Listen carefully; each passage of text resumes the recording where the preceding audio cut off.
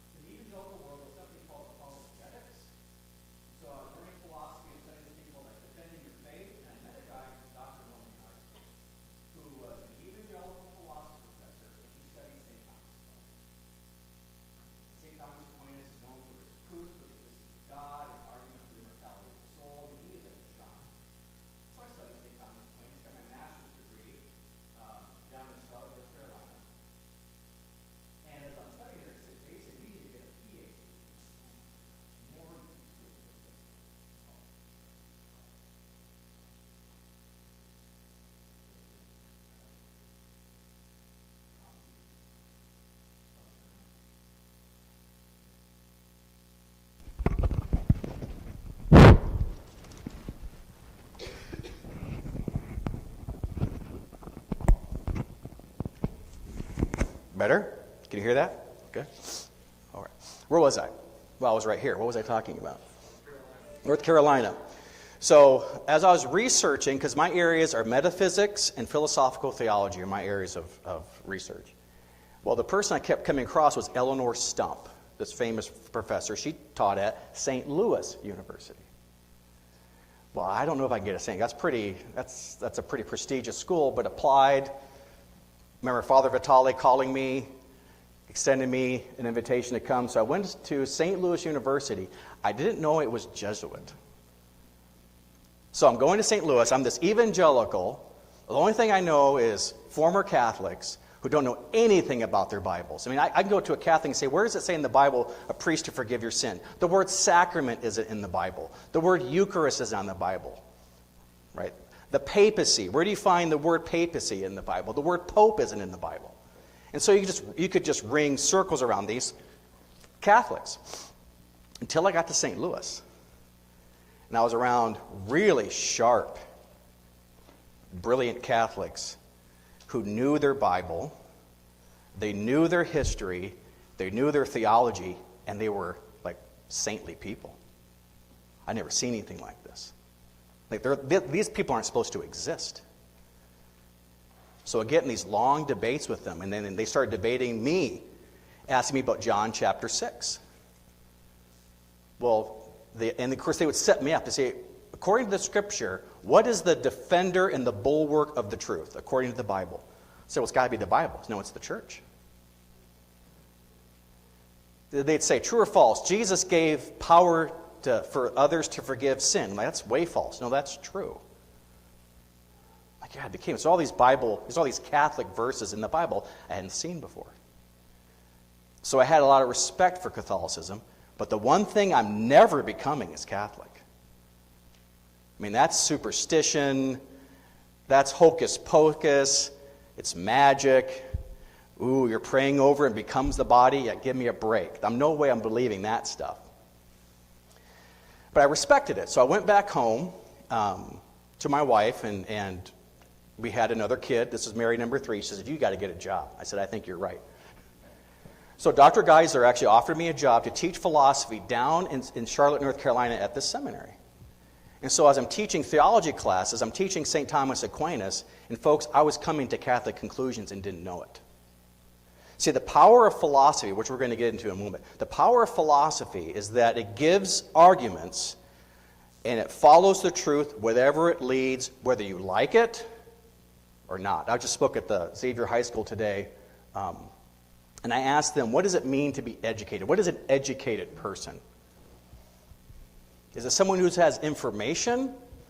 Is it someone who can just knows how to learn? I said, well, it's a very difficult thing to define, but it's at least this. An educated person is someone who comes to conclusions whether they like those conclusions or not, because they're following the truth. And that's the one thing that when you read Thomas Aquinas and the way I was trained Norman Geisler, you follow the truth no matter where it leads. And I was coming to this crisis because as I was reading the Scripture, there is an argument that no evangelical can answer. It's out of John chapter 6. When Jesus says to his followers that the flesh I give is the flesh of the world. Eat, if you want eternal life, eat this flesh and drink this blood. For if you do not drink my flesh and you do not drink my blood, you don't have life within you. So here's the argument. Ready for the argument? Ready for some logic? First premise. Jesus is God. True? True. Second premise. God always tells the truth. True. What's the conclusion? Jesus always tells the truth. Okay. Teaches. Okay, the next premise. Jesus teaches that unless you eat his flesh and drink his blood, you don't have life within it. So what follows? It is true that unless I eat his flesh and drink his blood, I don't have life within me. That's called conversion. Like my mind is like changing, but my will fought it. Like I can't believe that. but my mind is following this. Can you name for me the churches that believe that? One. The Catholic Church and both our sisters and brothers in the East, right? The Eastern Orthodox who have the sacrament, they also believe that. So this is what's crazy. Guess what? Catholic magic is real. It's real magic. You ever thought of it like that? That there's magic in here? So I was talking to, up in Dyersville, there's an upper room, there's a bookstore, gift shop. And one of the things I was talking to the gal there, I said, she asked me, what do evangelical think of it? Because we have evangelical churches, they're popping all over. They hear the journey, they hear the Catholic churches are going to start shutting down. The evangelicals are pouncing. Okay, they're going to pounce. That's just true. I mean, they should. I mean, if you believe what they believed, you would, right? So I said, well, if they came into your gift store, they would say, this is just a bunch of superstition. You got your beads, you got your water, you got your candles. That's all just magic. And that's what they would say to you. I said, what would you say in reply? She said, no, we don't have magic. And she had arguments. I said, no, time out. No, we do have magic. The magic is real. It's not hocus pocus, but it is supernatural. True? The dead are raised. Jesus walked on water. The priest really consecrates. All these things are true. So then in 2012, at St. Patrick's in Cedar Rapids, I joined the church shaking, thinking I was giving up my soul. I couldn't believe I'm actually joining the Catholic Church. That happened. So I thought, well, I guess and we were living in Cedar Rapids at the time, and I figure I just finished the doctorate, so I figured my family's here, I'll leave academia, and I'll get a job and take care of these munchkins. They want to eat. That's the thing about kids, you want to eat, right? Yeah, it's a problem. True? And you want clothes and no toys, though, right? See if you're listening. Yep, you're listening. Very good. So then fast forward a few years, I taught at Xavier for a while, and then this place called Divine Word, I never heard of it. A friend of mine was teaching there. I said, I actually got my dream job in Pennsylvania, and my whole family said, do they have direct deposit? Meaning, you can go, but we're staying. So I guess I'm staying here. I'll raise my family here. And then that's when Divine Word opened up. I went up there. I never heard of it before. I fall in love with that place. I get to teach everything I've ever wanted to teach, teaching Thomistic metaphysics and epistemology and philosophy of God to missionaries from all over the world, Vietnam, Congo, Nigeria, China, Japan.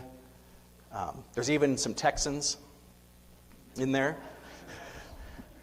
Right, so we have 27 countries, including Texas. So that's my real quick background. So I grew up here, but I didn't go to church here. But it seems the irony is it kind of feels like my church now, even though I attended as a kid. So that's how a Springville kid became this, I guess. And so I was thinking about what to say tonight, what to talk about tonight. Well, the first thing is you're going to have to put your thinking caps on. Because until you put your thinking cap on, you're going to become a statistic. Catholics who don't think and aren't trained to think, they don't stay Catholic very long. Because the entire world is against you. And too often, parishes like Isidore, all over the state, you've got kids from small towns, they go to the university, and they hear back from them, and the correspondence to mom and dad is, say, I met a Christian group. And they leave the faith. I teach in the permanent diaconate program. You've got a member in that. And he can attest to this, how many of the parents in those groups have lost either children or grandchildren, or they know people who have lost kids to these non-Catholic groups. And they're very aggressive. So I wanted especially the kids to watch this. So there's a video.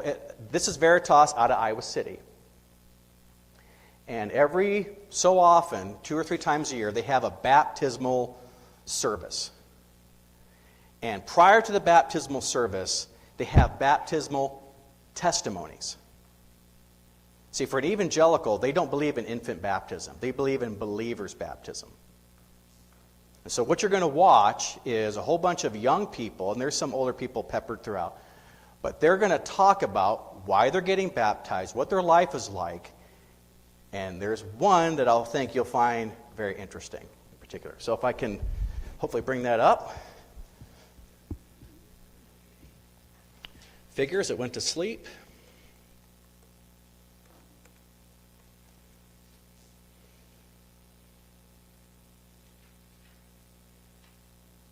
And then we'll talk about it, okay? Before knowing Jesus, I would say my life was very unfulfilling. There was no purpose, and I was living however I wanted to. I felt lost and alone. I was at a very low point in my life. I was just filled with a lot of anxiety. I was just kind of doing what I felt was. What happened?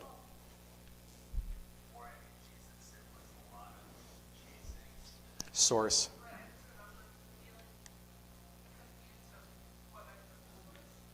Should be source.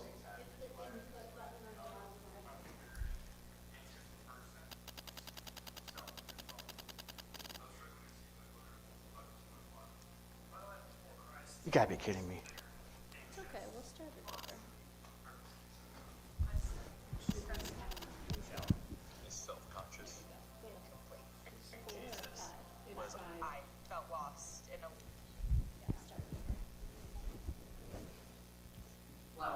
I was at a very low point in my life. I was just filled with a lot of anxiety. I was just kind of doing what I felt was right. Before I knew Jesus, it was a lot of just chasing to the next thing. But I just remember feeling confused of what my purpose was. There's a lot of whys. Like, why do things happen? Why are things the way that they are? I was a very anxious person. Was stumbling and fumbling along. I was struggling to see whether life was worthwhile. My life before Christ was bitter, anxious, Lost. Purposeless. Unsteady. Stressful. shallow. Is self-conscious. Incomplete. Lost. My life before knowing Jesus was a life filled with sin and unfulfillment. So I grew up in a Catholic church. I didn't really follow much of the stuff besides don't do this, the basics. But I never went to church excited to go.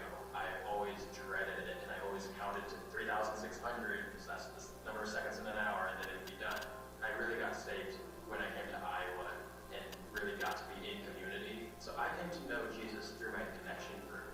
We had always often talked about turning to God whenever, especially when we were going through hard times. And there was one night, especially during school, that I was just overwhelmed by midterms, and that came to a breaking point where I just broke down and cried.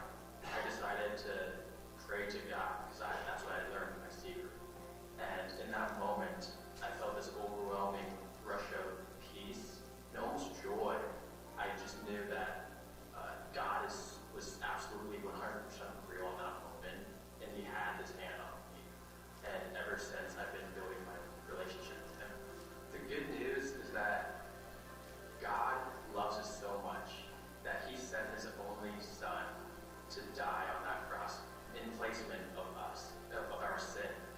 And that alone just shows how much He loves us and that we have a future, not just here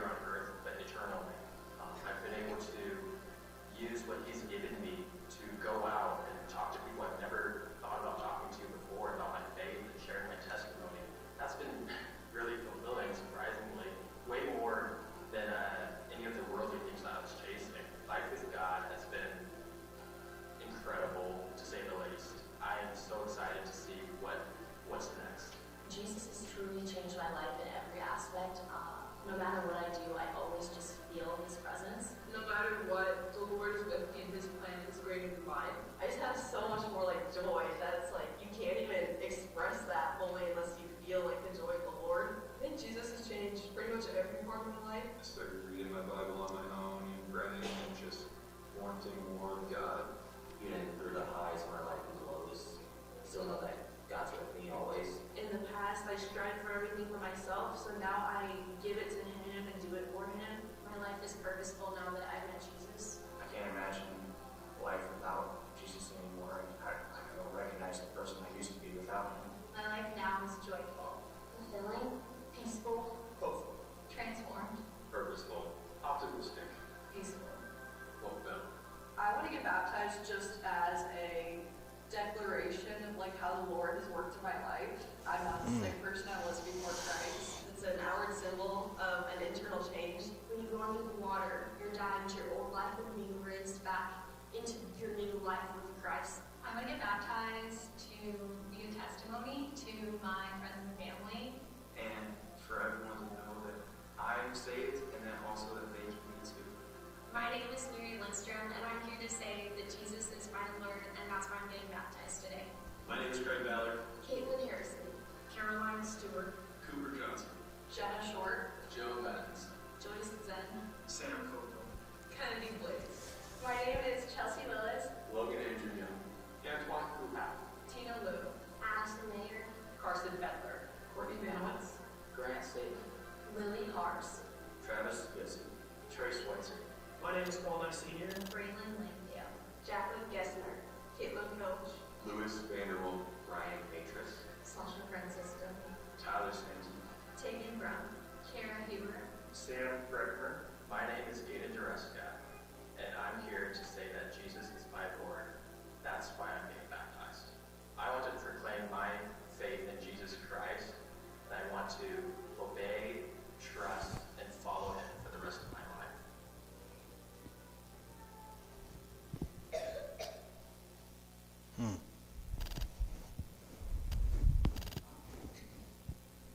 Before knowing Jesus, Reaction. Impressions, thoughts. Please share.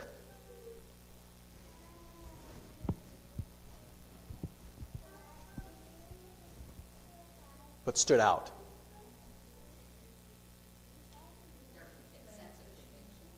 You bet.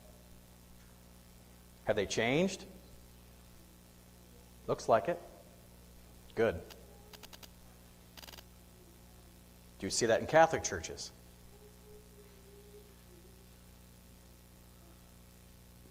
Not like that.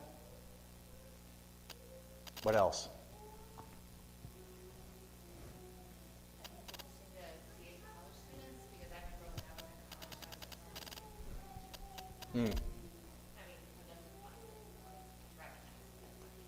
And how many? Did you count the number? That number, compare that to how many people have come through OCIA here, other parishes. That's just one evangelical church. That's just one of their 4 or 5 baptismal testimonials throughout the year across the state. So the conviction's true. So this is the world, that was the world I was in. Yeah, the conviction is there. Who did they put up front, though? Who's the one that spoke the most? Who's the one that finished it? The former Catholic. Of all of those, this is interesting, of all of those testimonials, who's the only one that mentioned the word sin? The former, well, technically, is it a former Catholic? Not. What would you say to that young man? You don't have to answer that. Just be thinking about it, because this is real. Okay? A lot of young people grow up in small town Iowa. They go to the Iowa State, go to University of Iowa, and they're in these groups. That's what's happening. I would say if that's a young man who's Catholic, then, kind of came from that, I guess I would say,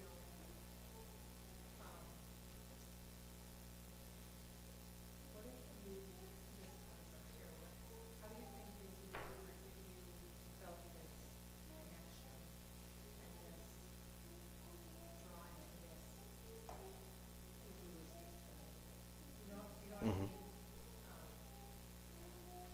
want you to think, well, here's what I want you to think about as we go through this. Is he anywhere near the church? Because what does he have, what ace of spades does he have that always trump whatever hand you lay? He's experienced God. He has seen the truth. How do you argue with that? You'd have to use the Scripture.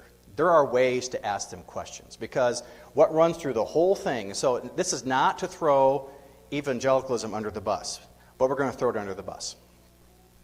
Okay, we just won't back up. Okay. What you don't see is 5 years from now. Evangelicalism and Protestantism and these other non-Catholic faiths are, the real danger is, on the back end of this, is atheism. That's where this is headed, because this is, if you notice anything, it was all emotional based. How was their life before Jesus? Then they what? And now everything is,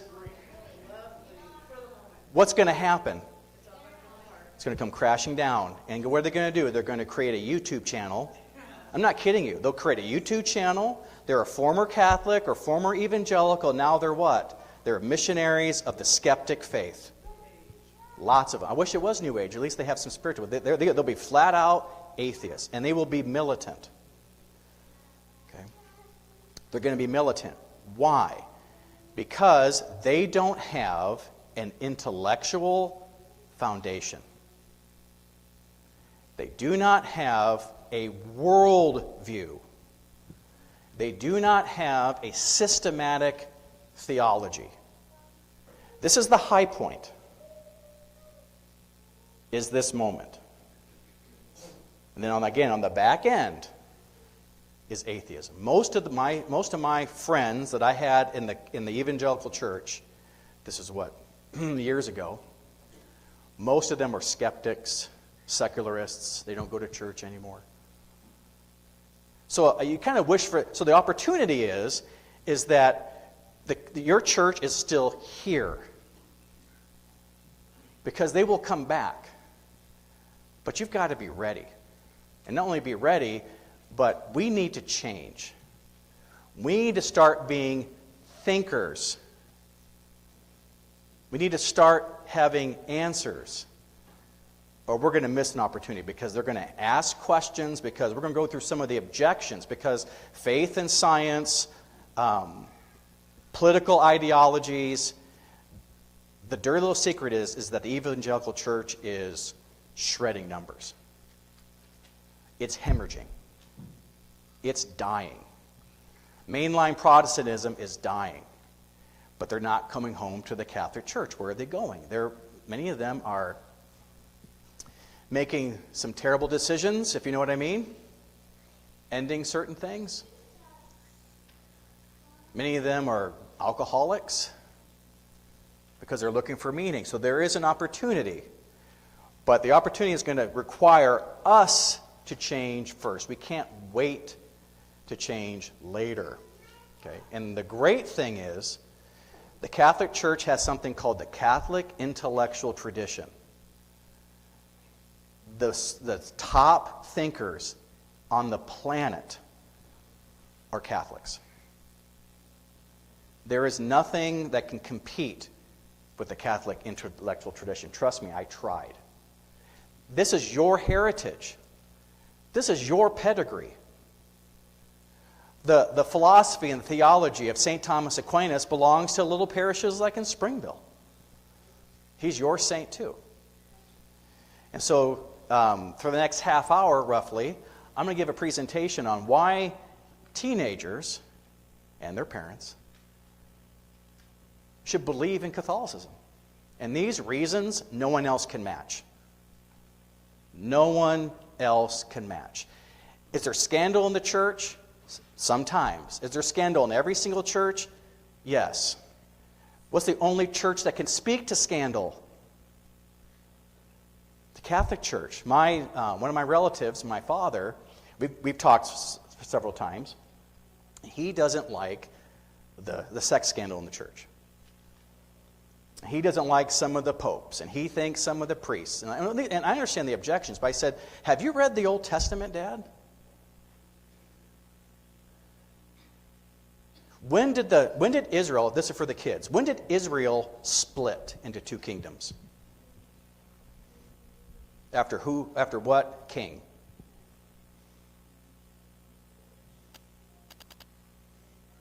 Right, King Solomon. Had the northern kingdom and the southern kingdom. The northern kingdom was the non-Davidic tribe, and all of those kings were wicked. Every single one. You ever heard of prophets?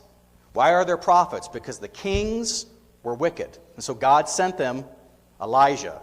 God sent them Jonah. He sent prophets. What does the church have? Do we have prophets?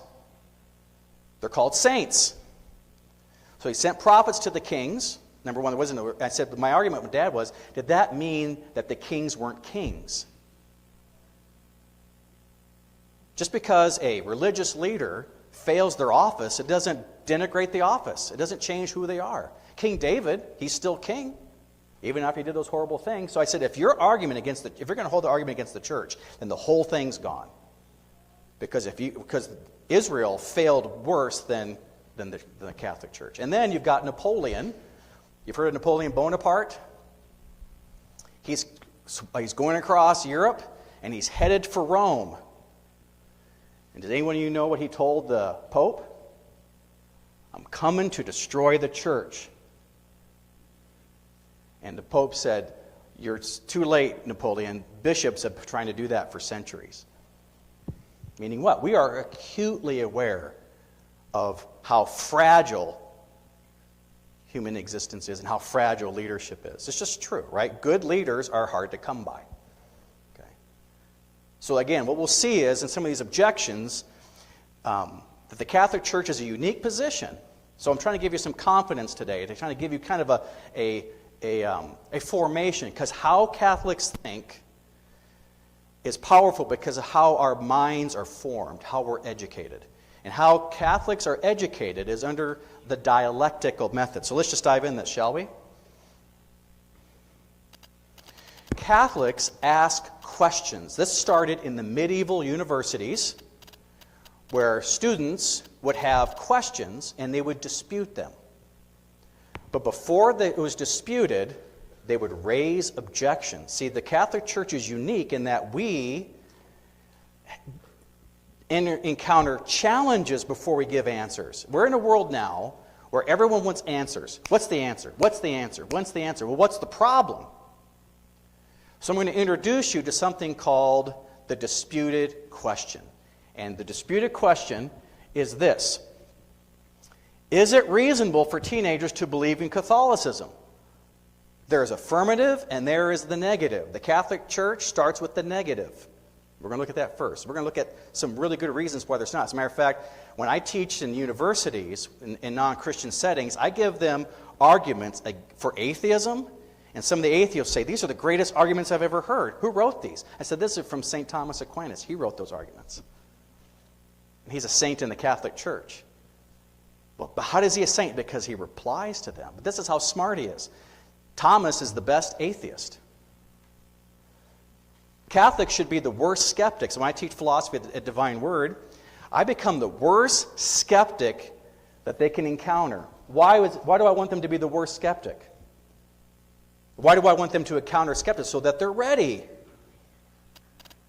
So that you're ready. Because then we will go through the challenge and then respond to it. So why does this matter? Well, teens feel torn between faith and modern culture. Do you feel that way? I mean, what music do you have? What do you have to look forward to? What music and movies? And it's like it's all being taken away. Modern culture is depraved. Faith is often portrayed as irrational.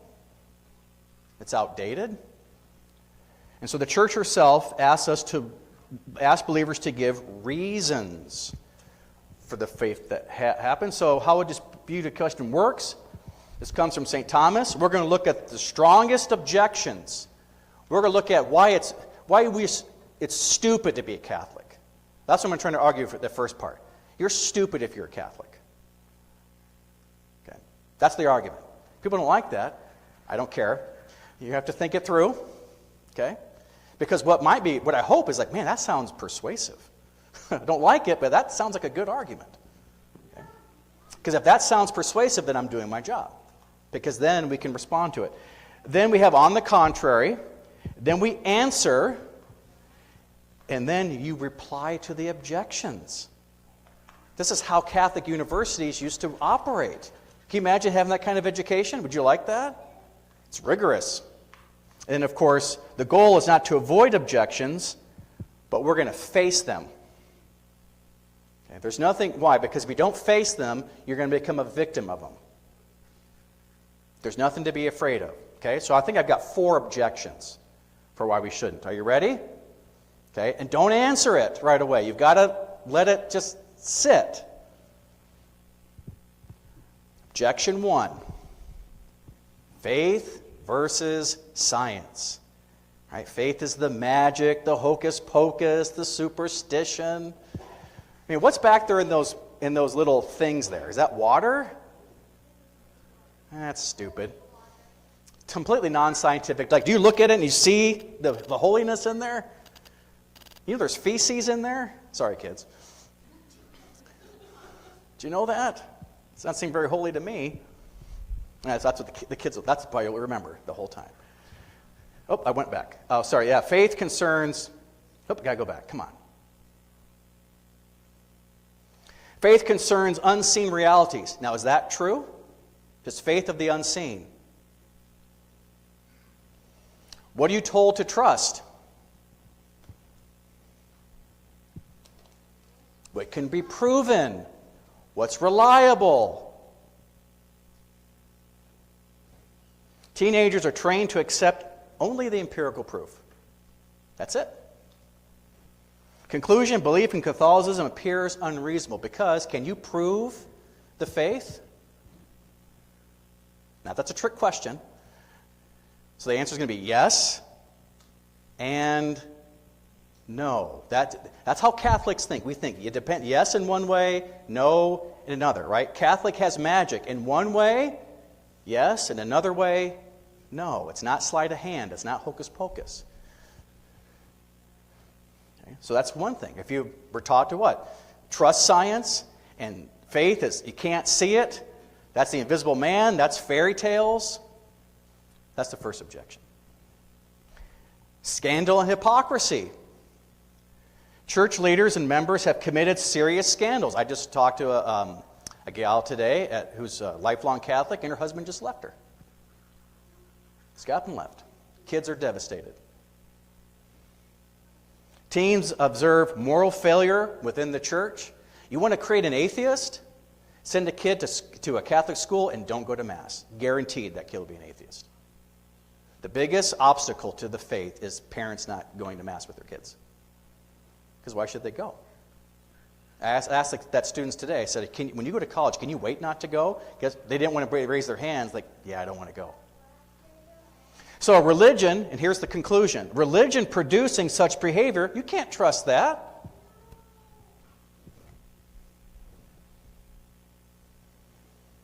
How about many religions? You leave, one of the things when we were taught at Xavier, I taught a world religions class. How do you think the parents like that? I took them to a Hindu temple. Took them to the mosque in town. Parents lost their minds. Because what are they afraid of?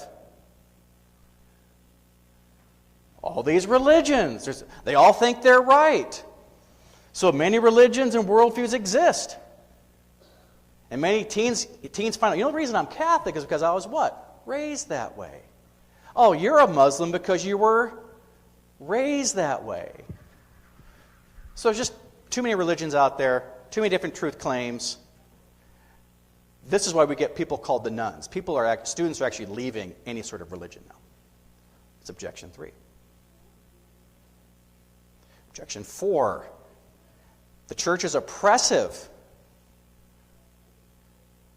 Why can't you eat meat on Friday? Why is it fish? I was really upset with my priest because I thought I could have chicken when I first became Catholic. So this Lent thing is I just go to KFC. Did that for 2 years. And then I'm sitting there having my KFC, and Father Neenhouse said, "What are you doing?" I was like, "It's Lent. It's not meat. It's not steak or hamburger." I said, "Well, you can't do that." I'm like, rules! Is that stupid? How's it going to sound to a teenager? How big is the catechism, kids? It's that big. You got days of obligation. It's restrictive. I want to copulate. Not until you're married. I want to experience life. Sorry, you have to get up at 6 o'clock and go to Mass. It's restrictive. All these rules. How many rules are there? It seems like there's lots of rules. We have a calendar that tells you the rules. Okay? And contemporary culture defines freedom as what? Being yourself. Be yourself. Self-expression. So the Catholic Church is restrictive, it limits, and that's unreasonable. Why can't you just sleep in once in a while on a Sunday? What's the big deal? However, it'll seem like pretty good reason. That's where kids. So if you thought that way, if you became convinced of that kind of thinking, what are you not going to be? You're not going to be a practicing Catholic. It's not going to happen. And how many people are starting to think that way? Lots of people think that way. So it's ideas are the problem, or the biggest idea. So on the contrary, this is how it works. So here we looked at the objections. You think about those. Seem they're pretty good objections. They can't just, put this way, they can't stand there. And this is what people think. And I guarantee you, young people think this way. I mean, COVID destroyed our kids. The isolation, it got them on their laptops. I mean, the friendship. One of our daughters, they drove by and boop, that was her graduation. It's taken a while for them to get back. So that was a problem. So not only were they isolated before, now they're more isolated. Right? But we're called to give a defense. Our faith presupposes reason. Reason comes first. Faith grows from it. Right? Doesn't exclude it. So here's my answer to those objections. Again, this is just a real quick talk, but kind of get you to think what we need to be doing. Right? It is reasonable for teenagers today to believe in Catholicism because faith perfects reason. It doesn't abolish it. Catholicism is true. Young people naturally, do you want the truth? You bet they do. Do they want to have meaning, goodness, and happiness? Most people don't have that first one. If it's not true, there's no meaning. If it's not true, it's the goodness is a scam. If it's not true, the happiness is fragile. Truth all the way down. And only the Catholic Church can tell you that. And Catholicism uniquely unites reason, history, morality, and grace. So reason and the human person. First, you know what reason can do? You know what philosophy can do? Did you know we can prove the existence of God? Did you know the Catholic Church teaches that?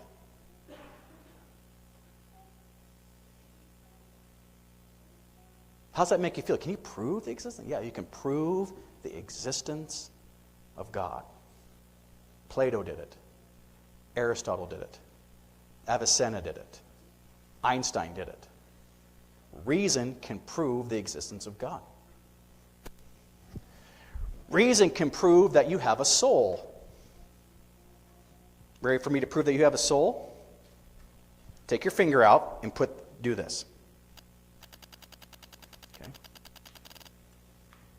What part of your brain knows that what you're seeing and what you're touching is the same thing?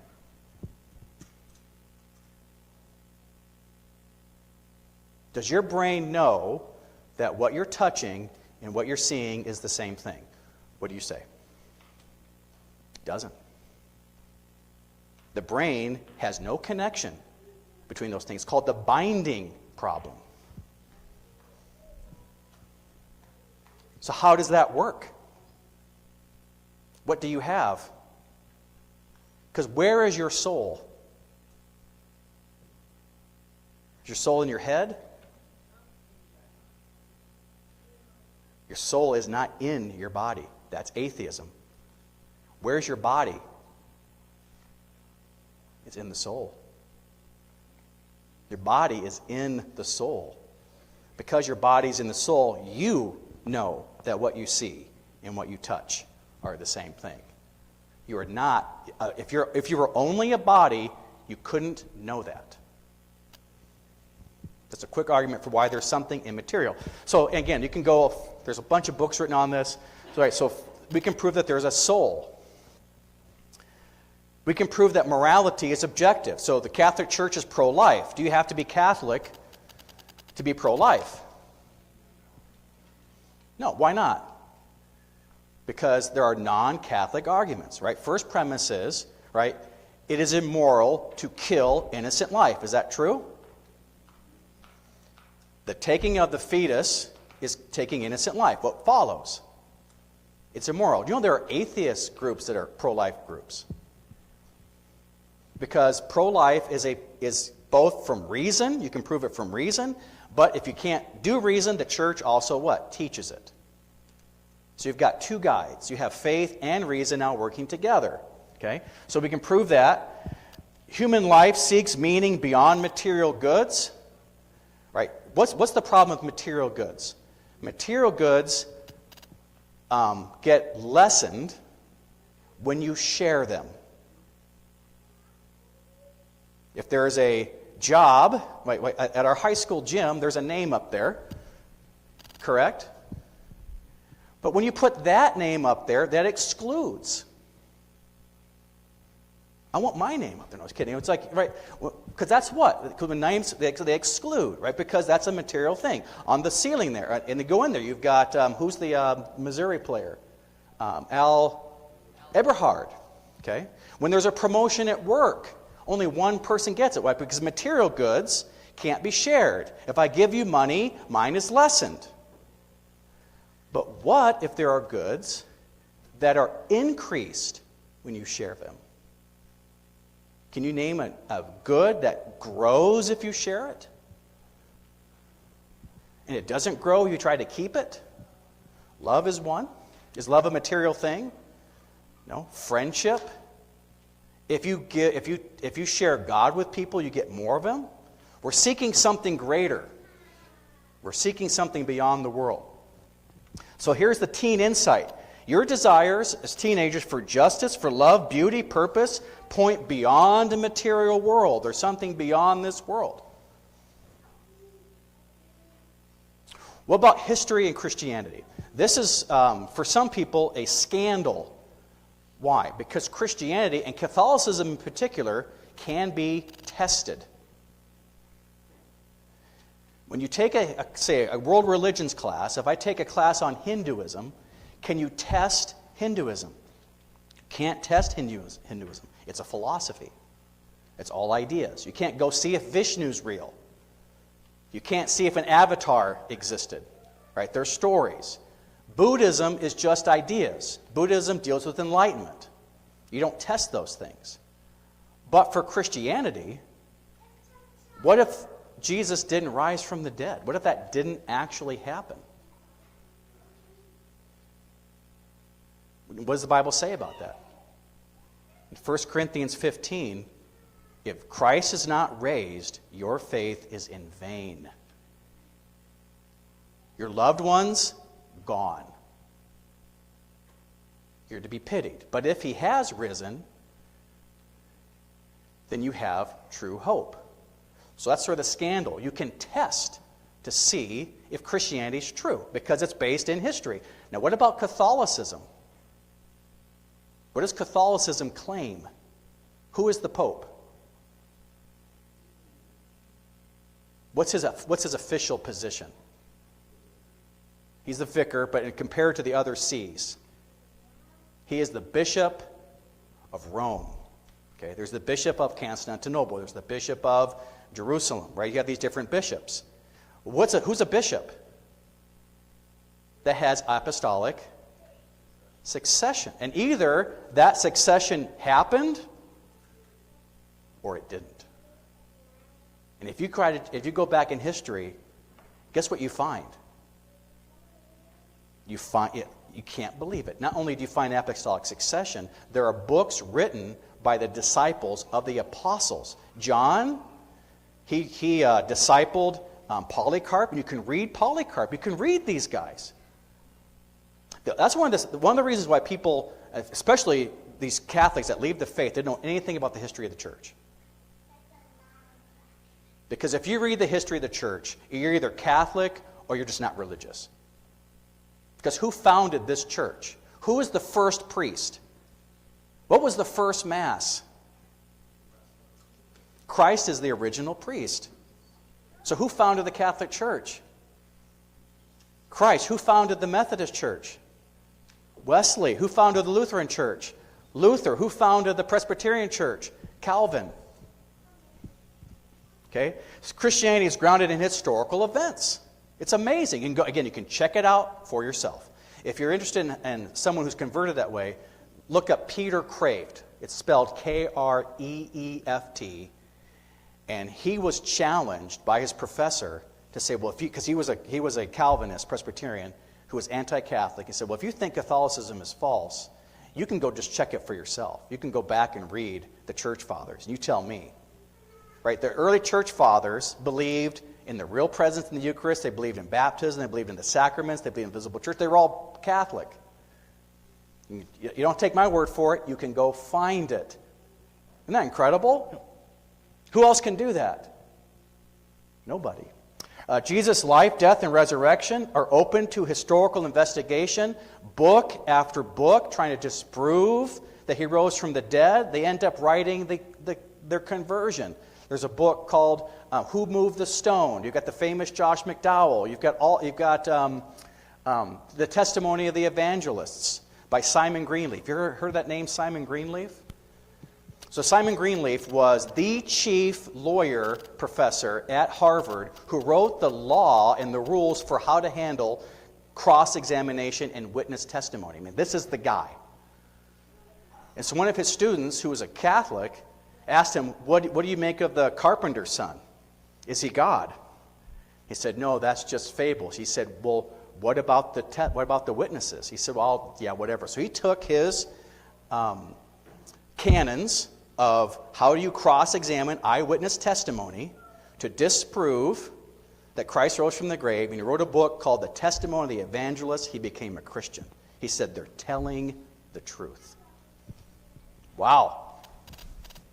Nothing to fear.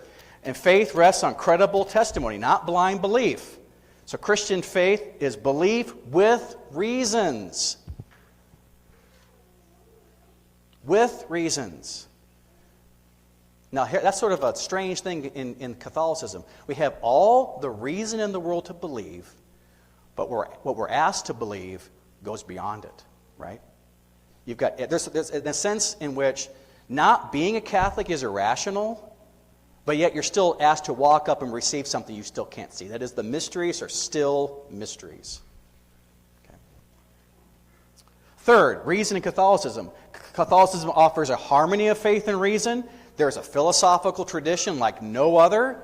Confidence that truth cannot contradict truth. Science will never contradict the Catholic faith. The Catholic faith will never contradict science. For teenagers, Catholicism dissolves the false conflict between science and reason. Here is a great quote. This is worth the price of admission.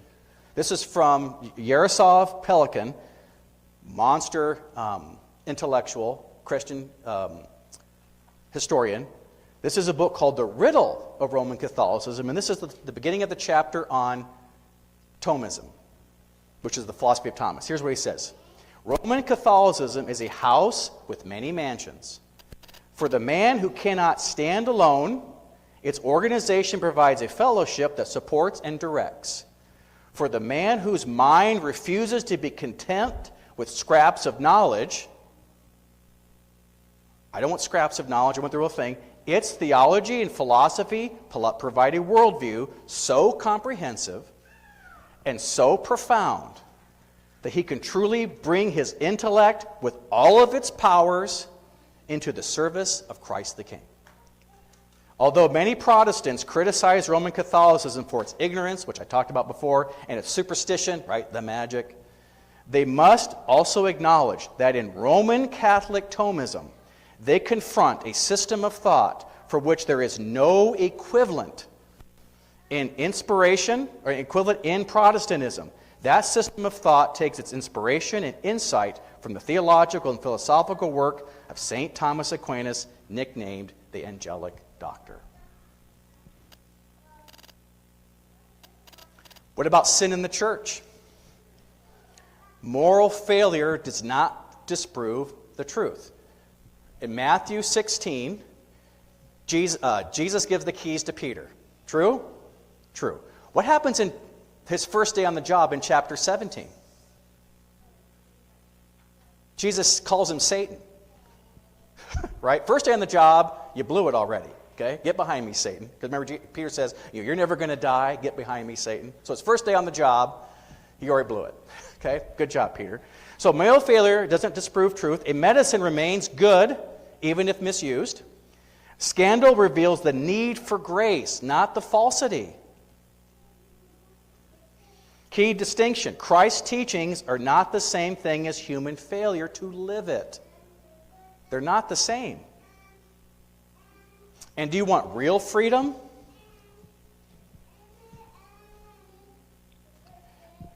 The reason why Catholicism seems restrictive is because you're fighting it. Here's a good example of what I mean. So students often complain all the rules.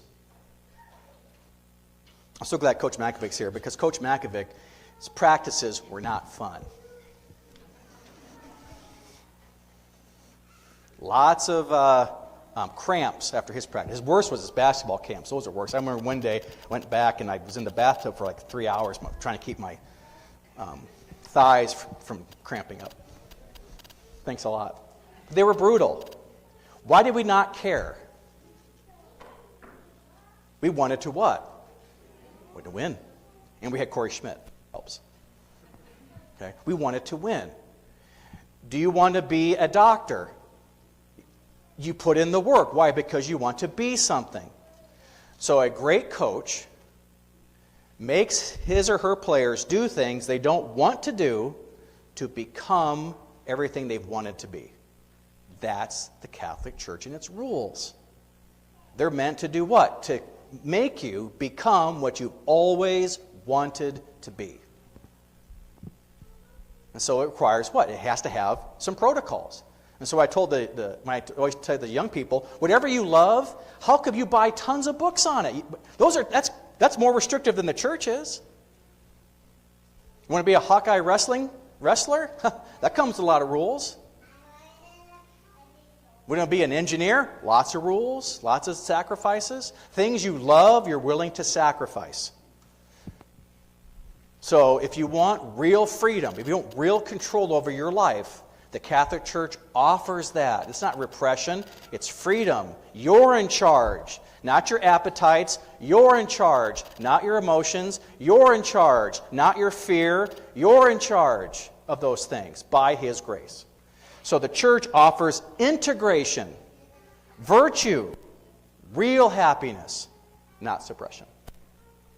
Therefore, belief in Catholicism is reasonable because it is supported by reason, confirmed by history, it has a coherent philosophy, it's morally ordered towards your human flourishing, and perfected by divine grace. So the conclusion is that it remains reasonable. It's reasonable, but reason can't make you do it. Right? You still got to believe. So now the replies, and then I'll take any questions you have. Reply to objection 1. Science studies measurable things. Faith concerns things beyond measurement. Example. You're in line for the Eucharist. What does the priest or the Eucharistic minister say? What article do they use? Do they use the indefinite or the definite article? The body. Okay, well, the next person comes up, and then what is it? The. Well, what does the mean? That the body they just got is now what? The very same body you're getting, because you can't measure that. So Jesus is not, he's not located there, but it is him. Okay? So science measures, studies measurable realities. Faith concerns things beyond measurement. You can't measure that kind of oneness. You can't measure that kind of unity. That's divine. Reason establishes the credibility of revelation. That is, Jesus, we know that Jesus is teaching this. We know that Jesus taught this. We know that Jesus instituted the Eucharist. So even though I can't see it, I still believe it. Key point, science and faith address different levels of truth. Not in conflict, but different levels. Scandals arise from human weakness. Failure does not falsify. So here's an analogy. Bad students don't disprove mathematics, do they? You don't judge. Here's some key, this is some great stuff here. You don't judge a system of ideas by those who don't follow them, by those who do. The late Father Dubé said this in his book, The Moral Conversion. Thoughtful people recognize that the only fair way to judge any institution is according to its principles and the example of those who live in accord with them. If you follow and you want what the church offers, what do you become? You become a saint. That's the judge. That's the criterion. The fruits of the Catholic Church, the fruits of our teachings, are Mother Teresa.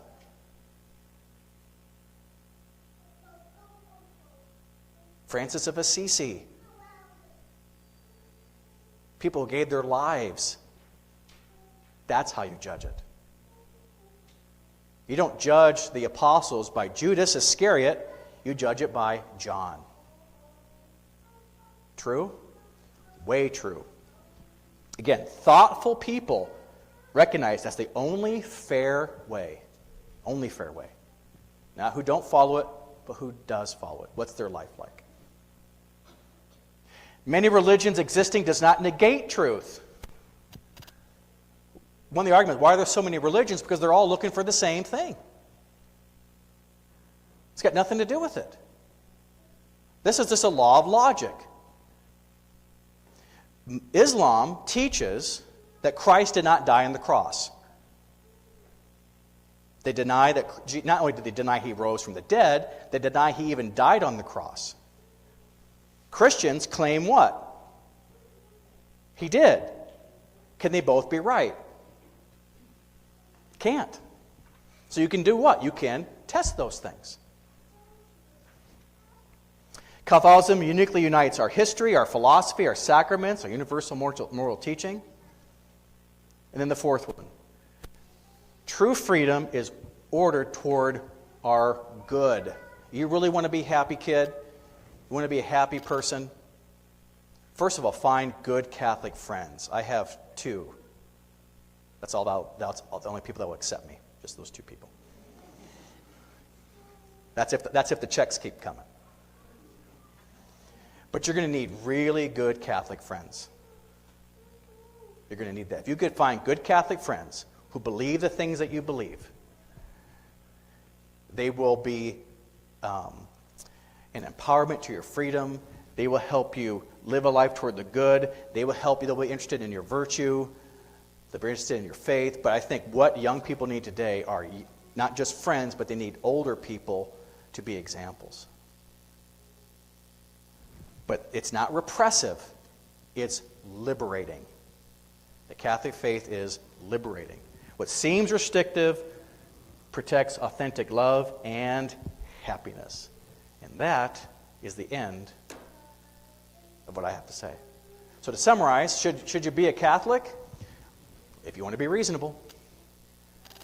If you don't want to be reasonable, probably not. Thank you.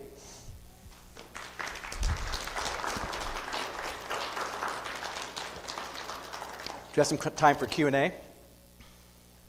Anyone have any questions? I see that hand. I have a question about Satan and his role in our world. Okay. And as I grow, Do you think Satan's real? I do. Okay. In fact, I didn't realize how active he was in this world until this recently. And it's come to my attention, and I see it everywhere now. But how do we need to be changing how we deal with that topic, or No, well, who is Satan? means anything? No, just who is he? He's a being. He's a fallen angel. So he's an angel. Okay, all the demons are angels. 1/3 of the angels followed Satan. 2/3 followed God. The role that the demons play, I mean, only God knows ultimately the roles, but they all are part of providence. God permits demons into your life to help you become a saint. Through trial, tribulation, but demons have to get permission to do anything. Because do demons compete with God? Nothing competes with God. Here's you really blow your mind. Demons aren't supernatural. They're creatures. Now they're spirits, but they're creatures nonetheless. They are not omniscient. They are not all powerful. They are not all wise. But they are wickedly clever. Now here's another reason to be Catholic. Who amongst the Christian world has the authority to command a demon? Jesus has the authority to command a demon. And those whom he has authorized through his church.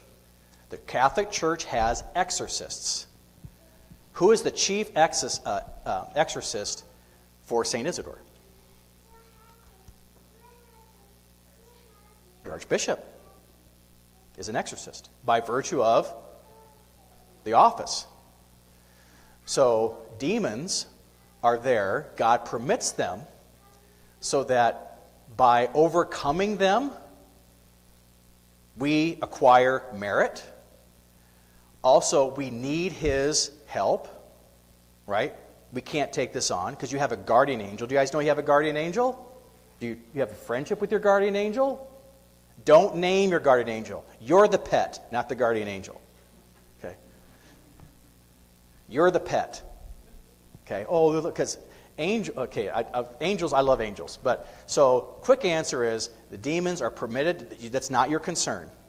That's not your job. Your job is to follow the church. And do you ever feel oppressed? I just feel like they try to get in the way. Well, of course they do. But if you ever just felt kind of blue, that could be a demon. So if you want, get up in the morning, tap into your guardian angel, ask for their help. There are prayers you can guardian angel. I would say study angels. I can give you books to read on angels, but that's their role. But they're very real. It's not just a force. No, these are persons. They're not human persons, but they're persons. And they're wicked. They hate each other. But demons, like any angel, is on a leash. God's in control of it all. So, yes, does that help? Okay, other questions? Any questions about demons, angels, how to win the lottery?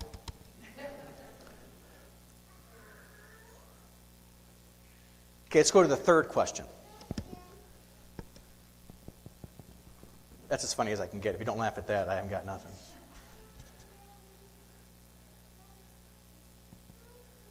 Okay, well, if you're interested in studying more, I have a website, readthomas.com, where there are lots of philosophy and theology classes I have on there for you guys, especially kids. I just finished the logic class.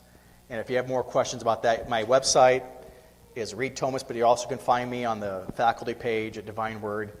something comes up later, you have other questions. You may see me here once in a while because I do drive to Dad's, and you do have Saturday Mass, which is nice. So, but thank you. Unless there's anything else? Oh, you have a question? Okay. Yeah. In the beginning, the kid was talking, they were all talking about being baptized, and the kid was Catholic, and it's like, I'm thinking, and I've heard this in other faiths, you can't be baptized twice. Correct. When you're baptized once, wherever it is happening, let's say they're going to be re-baptized, So how are they thinking about this? like they get a do-over or something? That first one was not authentic because you didn't believe. Yeah, that's right. You didn't say anything. You were just there being. Yes, young man, you have a question?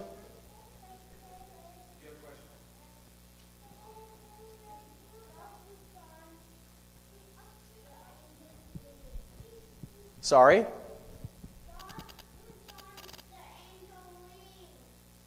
Sure. Do angels have wings? So what do the wings represent?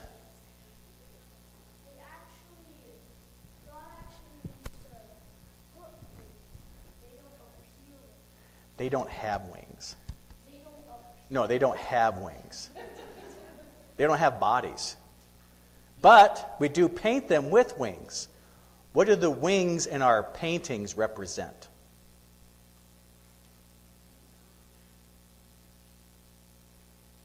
Starts with a P, ends in hour. Power. How fast are they? If you told your guardian angel to go to Pluto, done.